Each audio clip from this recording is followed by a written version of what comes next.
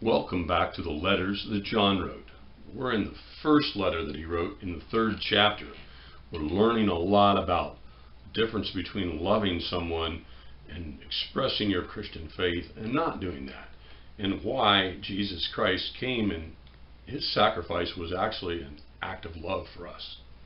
So we're going to pick up in verse 11 where it says, "For this is the message which you have heard from the beginning, that we are to love one another." We talked a little bit about what that love is. That's the love of Jesus Christ in us.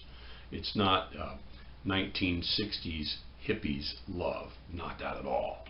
It's the love of Christ, which is sacrificial, unmeasurable, and unconditional. And he says that we are to love one another, not as Cain, who was the evil one and murdered his brother. In other words, he takes you all the way back to the very beginning to that first heinous crime where Cain got angry at his brother and he killed him. And there's a reason why he did that. It says, "And for what reason did he murder him?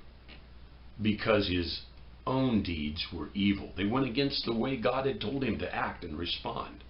But his brothers were righteous. Abel did it the right way. And that was the whole problem behind it all. Man either does it the way they want to do it, or we do it the way God has told us to do it. And if we do it the way God has told us to do it, we're going to see the love of Christ in our lives. It's an evidence. It's like what we talked about in our last session. There's kind of a line in the sand there.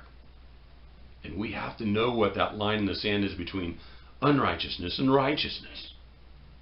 And it's the love of Christ being seen in us because we've been transformed. Because we love the people around us. Because Christ loves them. Not just because we're trying to be good and look good and make a good impression or opinion of someone. But we do it because Christ lives in us. That's very important. And when we get that right, we don't hate anyone and we don't do the heinous crimes of sin. We don't keep sinning, as we talked about. There's a difference between sinning and keeping on sinning, or sinning continually. And what happens here is we see the difference between love and hate. When we hate someone, we wish they were dead. And sometimes people act upon that and actually kill them. And that's the worst type of hate there is. Our culture has a horrible definition of hate. We think because someone disagrees with us that they hate us, and that's just not it at all. I disagree with my wife on a few things, and I love her to no end. I disagree with my kids, and I did when my parents were alive, and I still love them. Love and hate aren't a matter of agreement or disagreement. Hating someone wishes they weren't even alive. That's what real hate is.